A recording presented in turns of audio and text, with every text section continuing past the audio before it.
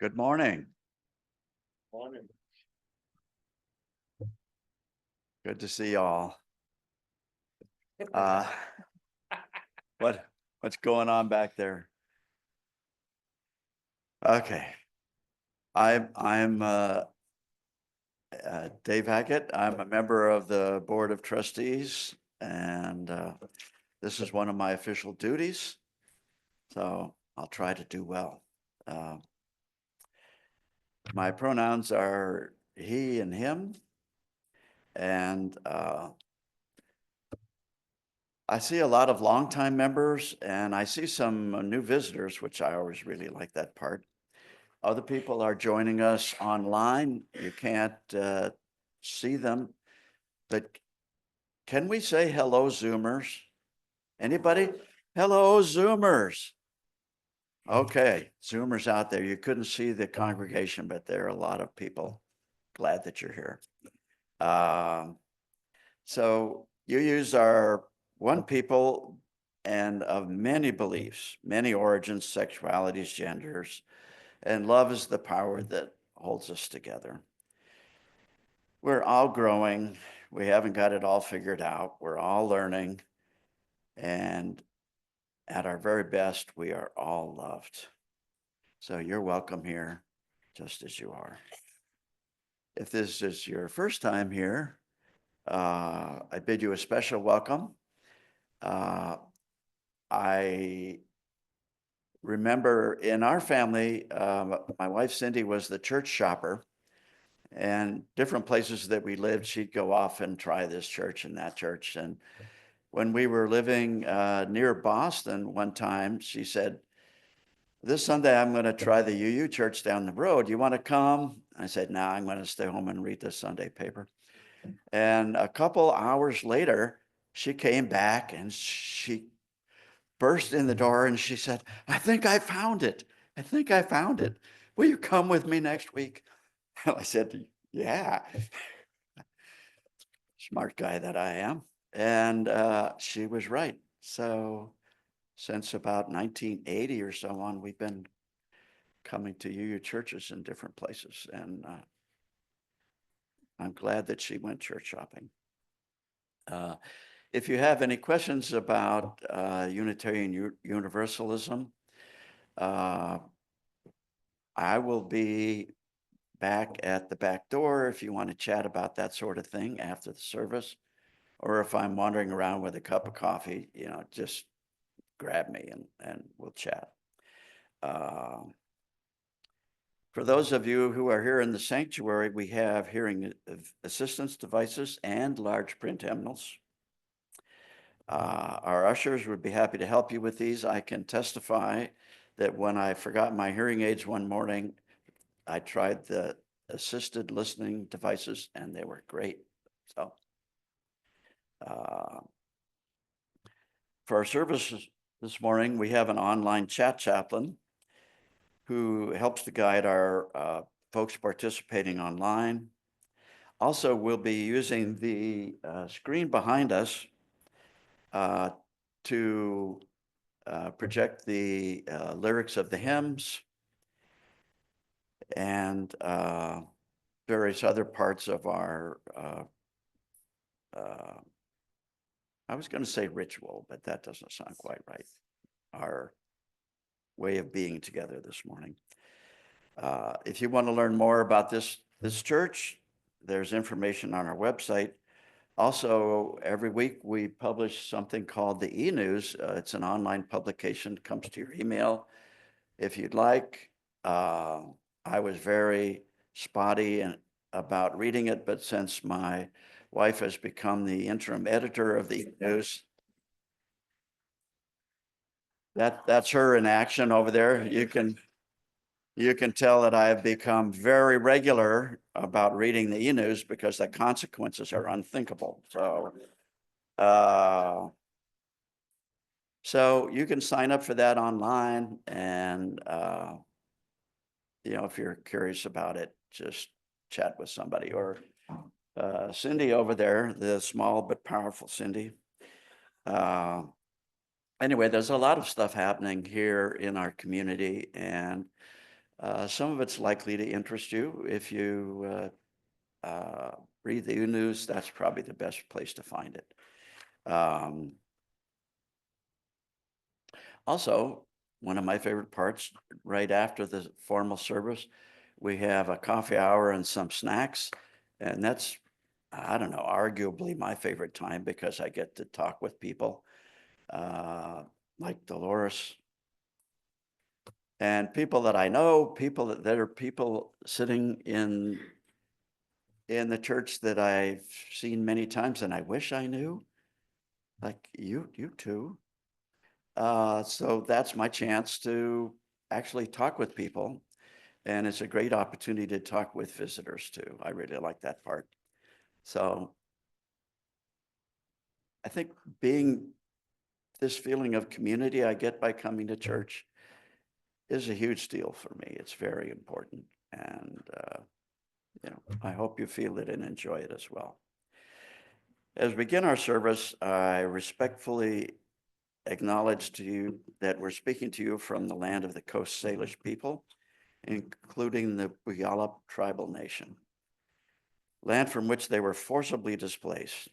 I affirm the continued sovereignty of the 574 federally recognized tribes. How many people knew there were 574? One person. Oh, thank you for that. And there are also 29 here in Washington. They are still fighting. Many of the Native peoples are still fighting for federal recognition. And I acknowledge the threat, violence, trauma, and racism that the indigenous people have experienced at the hands of colonizers from 1492 to the present day. I honor their resiliency, the resiliency of the indigenous people, and stand with them as they continue to fight for land, water, visibility, sovereignty, and their very existence. Lastly, or second to the lastly, Patty Mayfee would like to say a few words about our new art show. Thank you, David. We do have a new art exhibit. I only do this like every 3 or 4 years. This is my art. So I will be getting the inventory and the labels up. Everything is for sale. If you have anything from the previous show that you were interested in purchasing, please contact myself or Sean and we'll help get that together. I have left the labels for the previous show on the rail for the time being. So if there was something, oh, I like the one in this corner, then you can pull the label, give it to me, and I will have Annie come and bring that back and you can pay Sean for that item. Thank you very much. Thank you, Patty. Okay, last order of business is to please put your noisemakers in worship mode. Take a deep breath, sigh, be fully present, relax, and settle into this moment of togetherness. Open our hearts to learn and unlearn, share and receive from each other. Now I get to ring the gong, which I really like.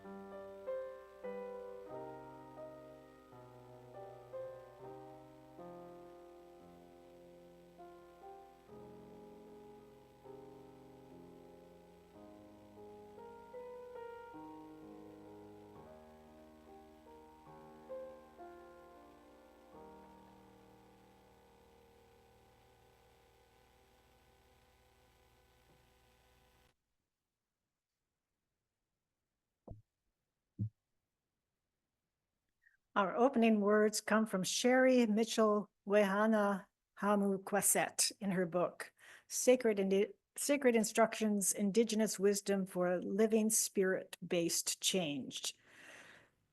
In our bodies, we carry the blood of our ancestors and the seeds of the future generations. We are a living conduit to all life when we contemplate the vastness of the interwoven network that we are tied to. Our individual threads of life seem far less fragile. We are strengthened by those who we come from, and inspired by those who we will follow. Our chalice lighter this morning is the wonderful Patty, who does so much for our art gallery.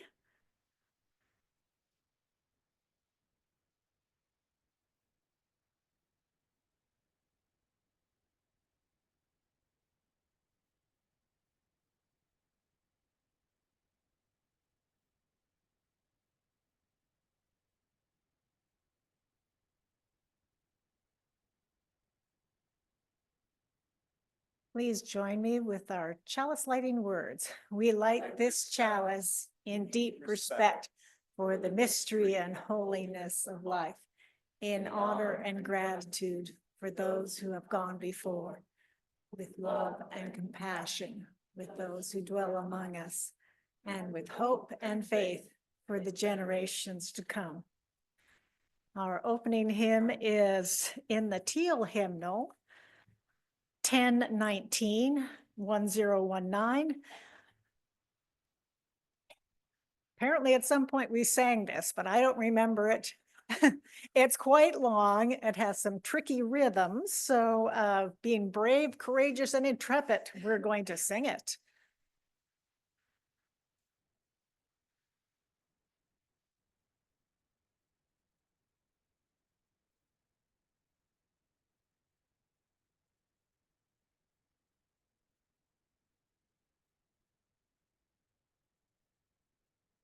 Cleared off the table, leftovers saved, wash the dishes and put them away. I've told you a story, tucked you in tight at the end of your knockabout day. As the moon sets its sails to carry you to sleep over the midnight sea, I will sing you a song no one sang to me. May it keep you good company.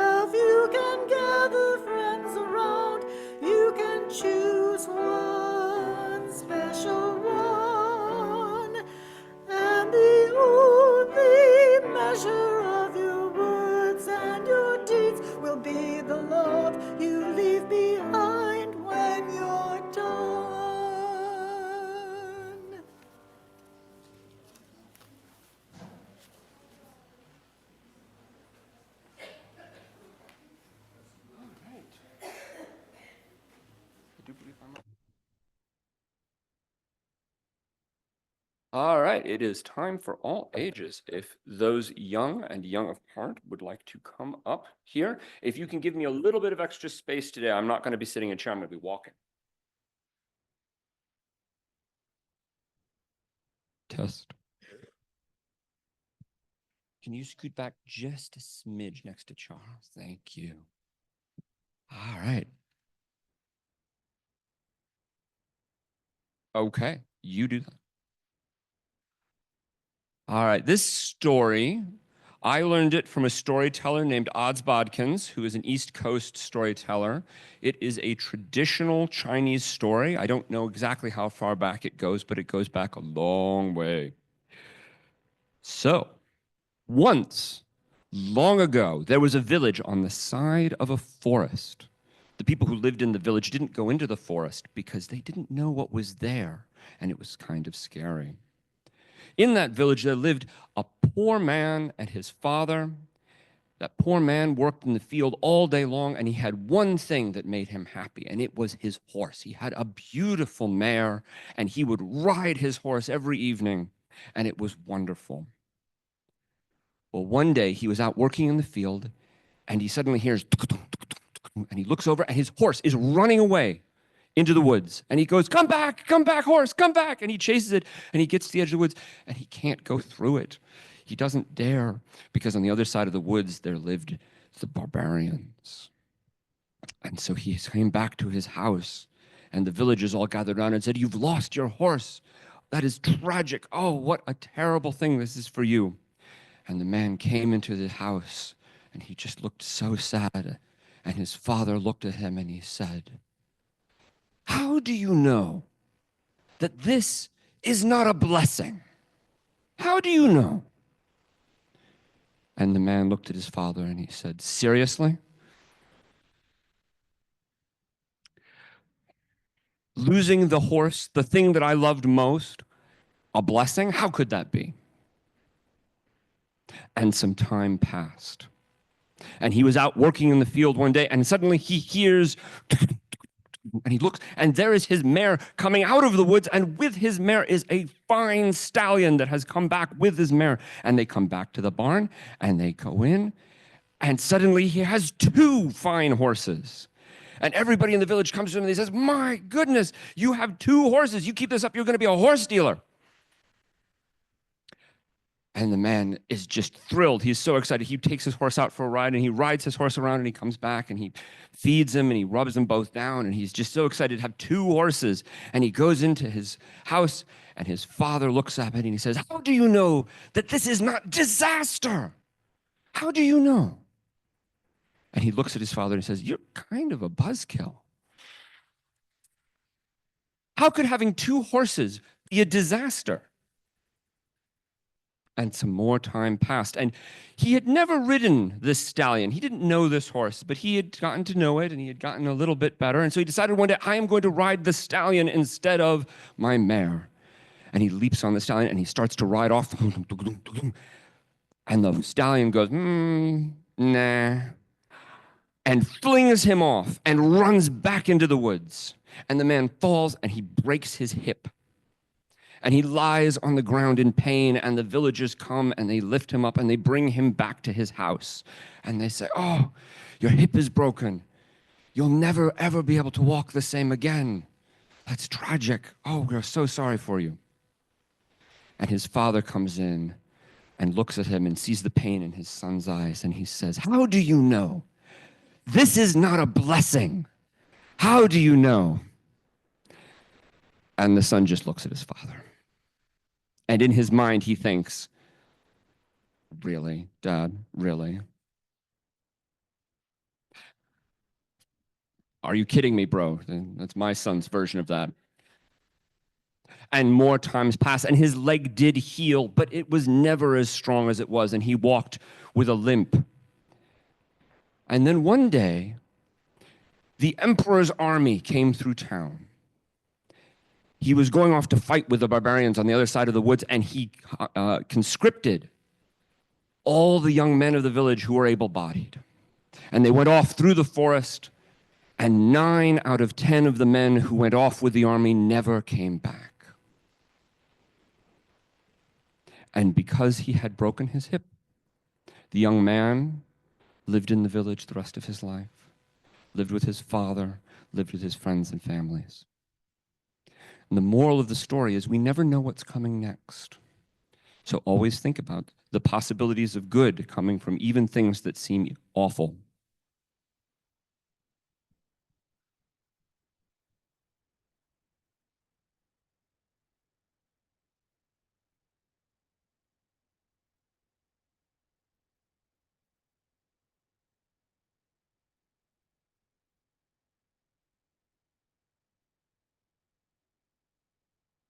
My son is up here interpreting my story for me.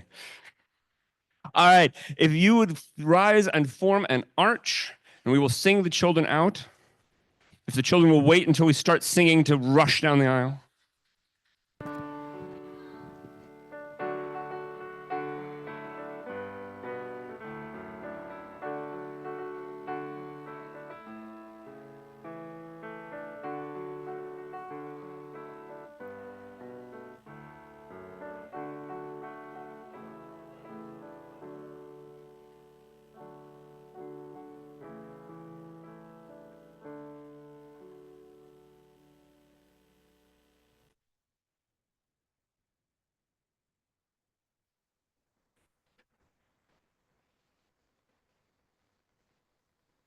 Good morning. This is Scott coming to you from the online portion of the service.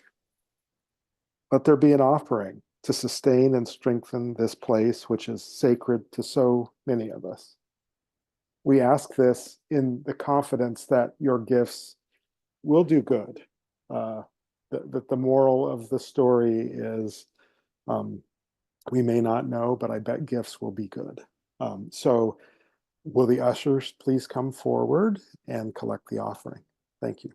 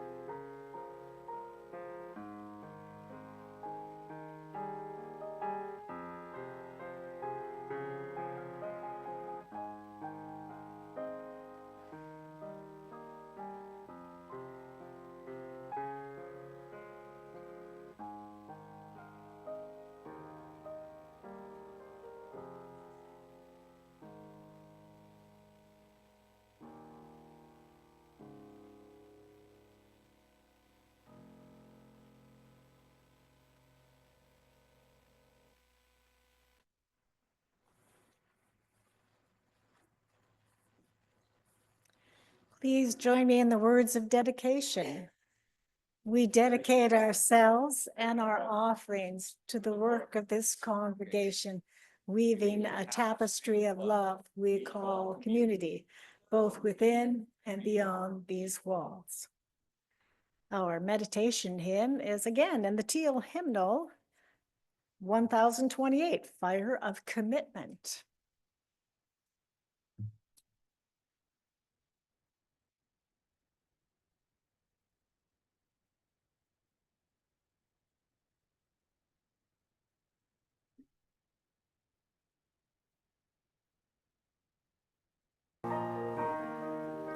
From the flight of days remembered, burns a beacon bright and clear, guiding hands and hearts and spirits into faith set free from fear. When the fire of commitment sends our minds and soul ablaze, when our hunger and our passion meet to call us on our way, when we live with deep assurance of the flame that burns within, then our promise finds fulfillment and our future can begin.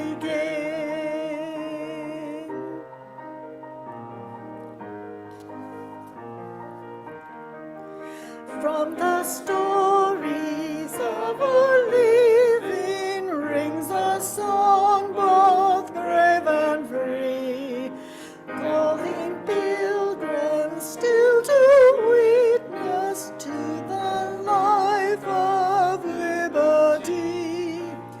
When the fire of commitment sets our mind and soul ablaze, when our hunger and our passion meet to call us on our way, when we live with deep assurance of the flame that burns within, then our promise finds fulfillment and our future can begin.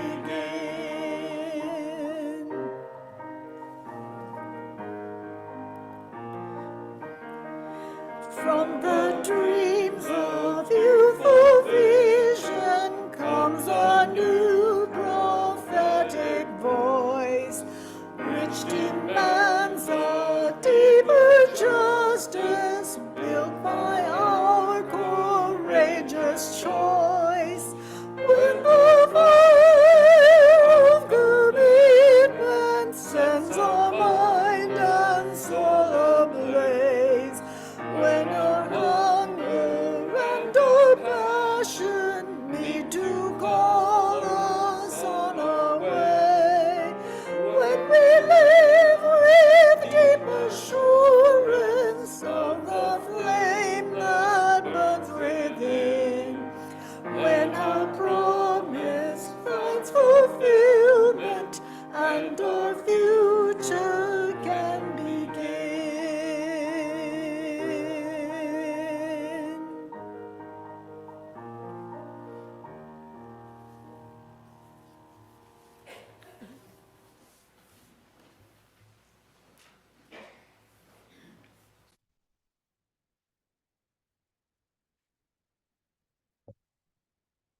Our reading is Life While You Wait by Wisala Zimborska.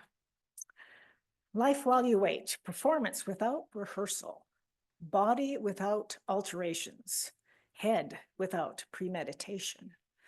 I know nothing of the role I play. I only know it's mine. I can't exchange it. I have to guess on the spot just what this play is all about. Ill prepared for the privilege of living, I can barely keep up with the pace that the action demands. I improvise, although I loathe improvisation. I trip at every step over my own ignorance. I can't conceal my hayseed manners. My instincts are for happy histrionics. Stage fright makes excuses for me, which humiliate me more. Extenuating circumstances strike me as cruel. Words and impulses you can't take back. Stars you'll never get counted. Your character like a raincoat you button on the run. The pitiful results of all this unexpectedness. If only I could just rehearse one Wednesday in advance or repeat a single Thursday that has passed. But here comes Friday with a script I haven't seen. Is it fair? I ask, my voice a little hoarse since I couldn't even clear my throat off stage. You'll be wrong to think that it's just a slapdash quiz taken in makeshift accommodations. Oh no. I'm standing on the set and I see how strong it is. The props are surprisingly precise. The machine rotating the stage has been around even longer. The farthest galaxies have been turned on. Oh no, there's no question. This must be the premiere. And whatever I do will become forever what I've done.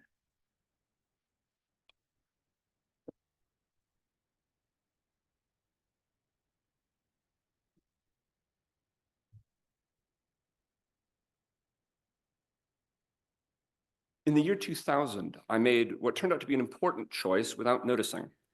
I signed up for Russian History 240, Soviet history. In 2000, Soviet history had gone from being the center of political historical study and thought to being an ignored minor subject. Whereas my American history classes consistently were full, my Russian Eastern European classes capped out at around 10 of us. Everyone knew the Cold War was over. The great question of the 20th century settled. Russia was out, the US was in, Russia would be a non-entity in global politics and world history for the next few generations. I studied Russian history partly out of the fascination that terrible events have when viewed from a safe historical distance, and partly because Professor Kaiser was a brilliant lecturer and historian, and since in 2000 I knew I was going to grow up to be on the history faculty of a small liberal arts college, I wanted to follow him around like a duckling. It never occurred to me that Russia might be relevant to geopolitical events in my lifetime, or that the lessons of the rise and fall of the Soviet Union would be anything but of academic value to me. And yet, here we are. Russia's back, and I think most of us feel like something is changing drastically here in the US. Like many people, I have fears about the future. Like many people, I do not claim to understand how we can be back here again. I have also heard people throwing around a lot of dramatic phrases like the end of, or this time nothing can stop, or we're never going to have another. Unlike 2016, I have felt and heard more despair, more hopelessness, more of a sense that everything we've done in the last 8 years, if everything we've done in the last 8 years couldn't prevent this, what hope is there for the next 4? While I don't pretend to foreknowledge, I think this despair has its roots in a common, but to my mind, inaccurate idea of history. And that is that if we know the past and we know the present, we can see somewhat into the future.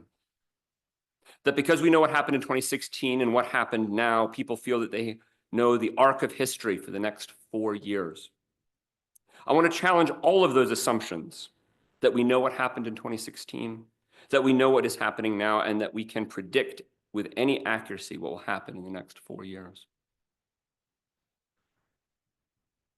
Fortunately, the world is spared a record of most of my thinking and writing from the early 2000s, which was a typical mix of collegiate self-importance and banal obviousness with the occasional spark of insight that a dedicated and caring faculty were unable to fan into the flame of a career in history. The same cannot be said for Francis Fukuyama, a generally thoughtful political scientist whose name will forever be associated with his book, The End of History and the Last Man, written in the heady days of 1992 as the reinvention of Eastern Europe was taking place before the still startled world. This book has not aged well. something that to his credit he acknowledged as early as 1995. I won't go into the details of the book. I haven't read it in 24 years. But this book, which I read as part of History 240, led to a lecture that has stuck with me for the last quarter century. Professor Kaiser stood up and began to pace across one end of the room. History is not the story of how we came to be, he said. We came to be because of history, but we are just a snapshot of an infinite chain of human experience. It is only our self-centeredness which makes us believe that we are the end. You will find this attitude in poorly written history, in theology, in political science, in any grand and self-important writing. Sometimes people forecast an end, claiming that while we are not there yet, there will one day be a glorious time when history will end. This is all intellectual laziness, self-centeredness, and a failure of historiography. Nothing lasts forever. So as we learn the history of the Soviet Union, I will expect you to be smarter than many of the leaders of the Soviet Union who often fell into this error. I quote here what I recall him saying, but I should mention that I have retained enough of my training to say that my recollection may be influenced by his irritating but accurate habit of writing, "You can do better than this," at the top of my papers. For anyone unsure, I am not a professor of history or any other topic at a college of any type. I graduated in 2004 and walked away from academic history forever. But I have never regretted my decision to study history, and I have used the methods of thinking I learned about the study of history, or historiography as the cool kids call it, in all aspects of my life. I think that this is a good moment to share a few lessons that have stuck with me as we live through what will most likely be immortalized in one of those colored pop-out boxes in middle school American history textbooks to draw attention to specific moments as part of a larger theme. There is a metaphor that one looks at history as one looks through a telescope. Each of us looks back at history in our own way, whether we intend to be historians, heirs of the past, or founders of the future. And all of us are wrong. We are wrong because an individual can never fully grasp the complexity of a society, its official and unofficial rules, and how those rules played out in day-to-day life. This is true even among skilled historians. In my sophomore year, I simultaneously took 2 seminars, one entitled Stalin and the other entitled Hitler, because apparently I was worried if I would be too happy that semester. With this telescope of history, I don't know why I thought that was a good idea. On the first day of my Stalin class, Professor Kaiser gave the typical "why this class is worth your time" speech and highlighted that as we begin to fully understand Stalinist Russia, we can see how the totalitarianism of Stalin was less of a top-down imposed order such as Hitler's Germany, and a much more complex dialogue between various groups of people and power structures. The next day, in a similar speech, first day of class speech, Professor Patch explained that as we begin to more fully understand Nazi Germany, we can see how the totalitarianism of Hitler was less of a top-down imposed order such as Stalin's Russia, and a much more complex dialogue between various groups of people and power structures. I respected both of these professors immensely, and they were both right and wrong in their assessments. We can only hold so many details in our mind, and to comprehend the history of a nation in all its vastness requires us to pick and choose the parts we use to form our narrative. This limit should not stop us from looking to history and interpreting it, but it should always give us pause before we assert something as an absolute truth. It should make us humble in recognizing that we can see the same sequence of historical events as another person and disagree about what it means and what has happened, and both be right and both be wrong. To pick an example, one way to look at the history of the United States government from 1964 to the present, one can make a well-supported argument that it is a history of firsts, of expansions, of opening doors to those traditionally without a voice, of striving to give all Americans the right and privilege historically reserved for only a few. Equally, one could, with justification, argue that the history of America from 1964 is a history of traditionalism leading to missed opportunities, of political calculation to abandon principles in the name of victory, of promises made but never kept, of millions of people left out in the cold as others feasted. These are not competing, incompatible histories. These are both true but incomplete histories. We should be discussing both, thinking about both, learning from both. To pick one and ignore the other in the name of some greater truth is to deny the complexities of the past. To return to the telescope metaphor for a moment, another aspect where the metaphor works is that you cannot look through the telescope at things near you. We live in a fog of narratives which bring to our attention certain facts, opinions, theories, and misinformation that make up our filter of the real world. I say this not as a judgment on us, but as acknowledgement of the limited nature of human understanding. This is not some 21st century TikTok created method of thinking. This is a fundamental and necessary part of being human. We should not seek to view our lives with the detachment of the historian. We should not strive to make judgments and give our opinions only after we have come to understand every side of every aspect of every part of something. It would be impossible to live. As of today, there have been 58,303 days since the end of the Civil War. And an extremely conservative estimate of the number of books and articles written about the Civil War runs to well over 60,000. And we as a nation have hardly begun to come to terms with that war's implications. If more than a book or article a day has not led us to certainty about such a well-documented and pivotal historical moment, what hope do we have of a complete understanding of the present with our limited access to the facts? When a critical event occurs, humans who take life seriously are too busy living their lives and shaping the present and future to be able to really understand the details of why it occurred. This does not stop us from arguing about it, and where it helps us shape the present and future, such arguments can be valuable. But we should always recall that we only know the stories we hear, and we should never mistake that for a complete picture, even if we have sincerely tried to gather one. As we move forward, we will learn more. And we need to recognize that our first narratives will change.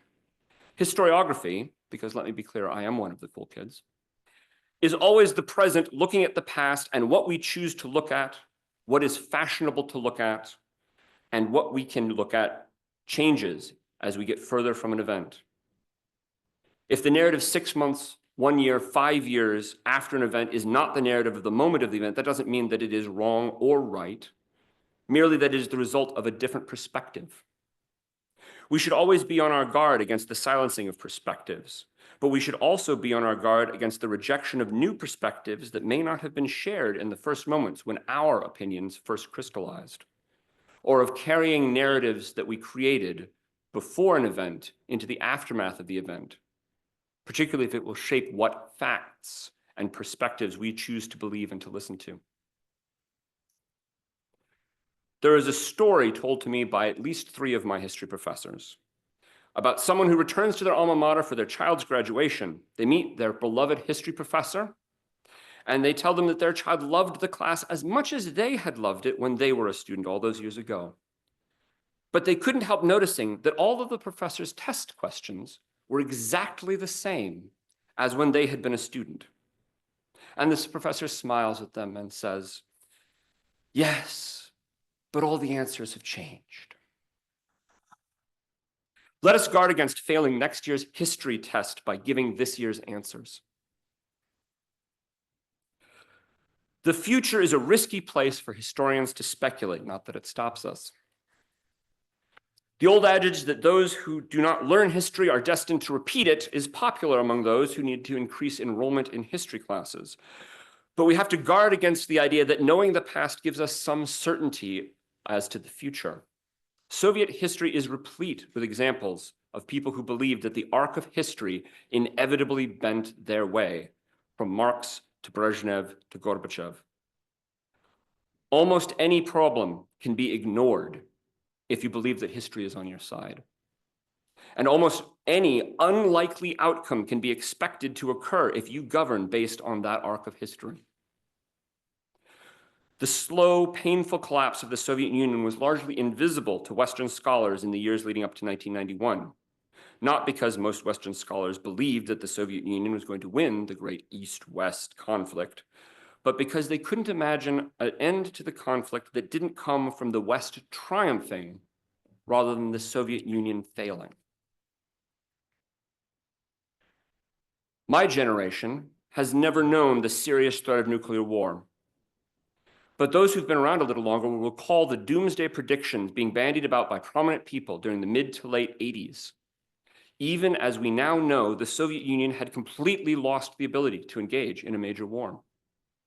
Indeed, right up until December of 1991, there was still Western voices expecting a last great war. Too many people thought that they knew what the end of history, as Fukuyama put it, would look like, and they were unprepared for the actual way it played out.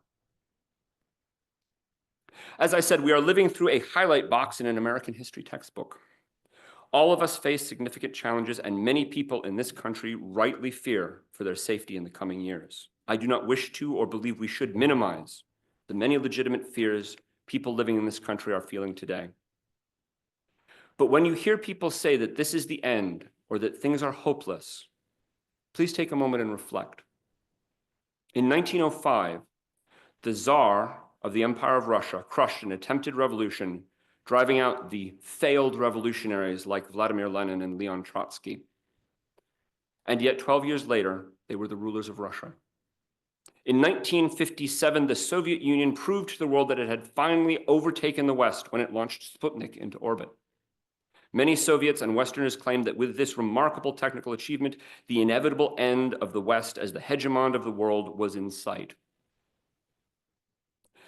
And yet 12 years later, the Soviets had given up competing with the West in space, and we had put someone on the moon. I do not claim we will like the history of the world for the next 12 years from now, but we have 12 years to get there. And we are no more on an inescapable trajectory than any of those other historical events proved to be. From 1992 until 2016, I think many of us, myself very much included, believed that the future would take care of itself. For me personally, the defining story of politics from 1992 to 2016 was the story of marriage equality. In 1992, my uncle came out to the family, the first gay man I ever knowingly met. In 2015, there was Obergefell versus Hodge. In the intervening years, Americans almost exactly flipped their views on gay marriage from 67% opposed in 1996 to 67% in favor in 2018. I do not claim that this was not hard work for many thousands of people. But this was not a social revolution, a transformation of our civilization. Who could not live through that and have hope that when we really tried, we could reshape our country through the existing processes? And yet here we are. We listen to the rejoicing of those who threaten the lives and autonomy of our friends and family. We listen to dire plans against vulnerable people living in this country. We listen to proclamations of inevitable dominance, that from this failure there can be no recovery, that a new era has begun in our country from which there is no turning back. I do not know what the future holds, and I certainly do not feel that the arc of history is on my side right now. But perhaps that is a good thing. Some doors are now closed, but some illusions that we have held us back are now shattered. As we look back at the past through our telescope, the present through our fog of competing stories, I think many of us are realizing the uncomfortable truths we had chosen to ignore or downplay. And those of us dispirited and shocked that we find ourselves here again have received a sharp lesson that if we want history to bend our way, we will have to bend it not in comfortable continuity, but in uncomfortable and uncertain action. We can no longer succumb to the sloppy thinking of historical inevitability. When I hear the triumphal crowing of those who feel they are the inevitable future, I wonder, what will we have shaped history to in 12 years?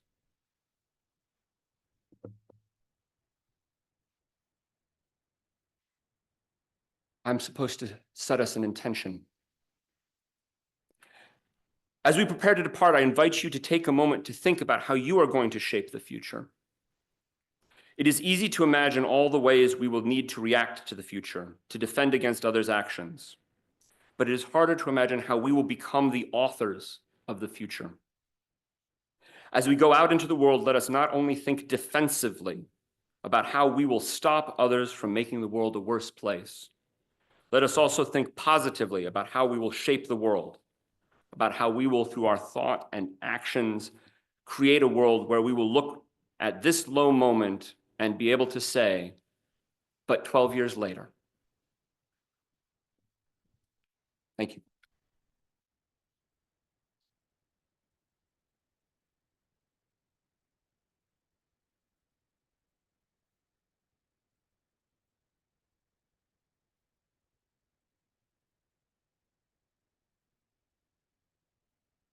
Our closing hymn is number 51 in the gray hymnal, Lady of Seasons Laughter. Please stand in body or spirit.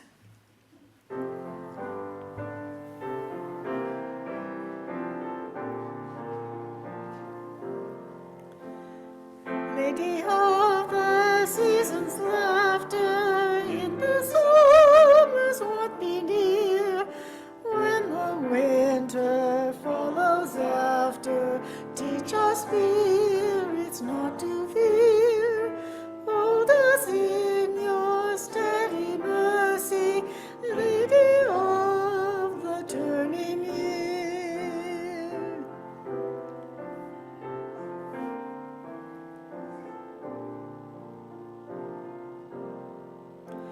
Sister of the evening starlight, in the falling shadows stay, here among us till the twilight of tomorrow's dawning day. Hold us in your steady mercy, Lady of the turning day.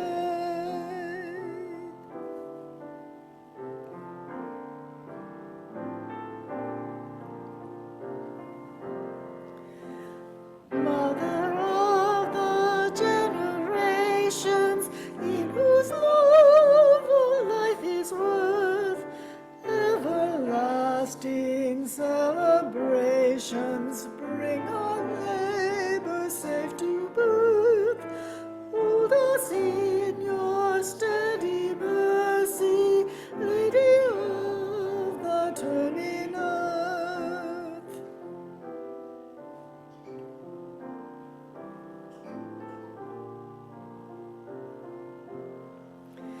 Goddess of all time's progression, stand with us when we engage, hands and hearts to end oppression, writing history's fairer page. Hold us in your steady mercy, Lady of the turning age.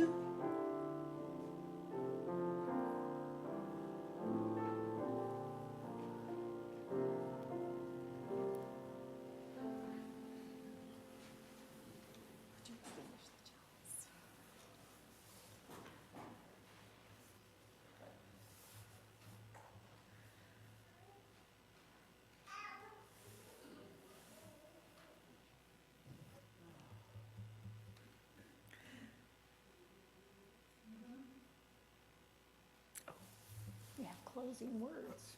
Sorry. Oh, no, I skipped ahead to the. Oh, okay. So I did my setting. we're going to extinguish the chalice. We need to skip ahead on a slide.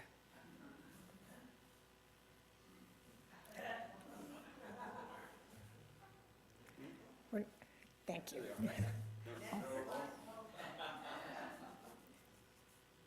There we go. Please join me.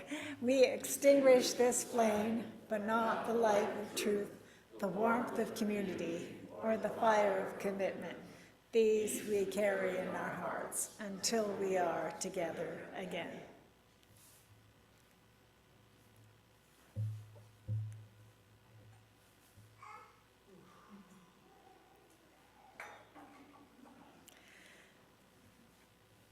And join us in our closing blessing song.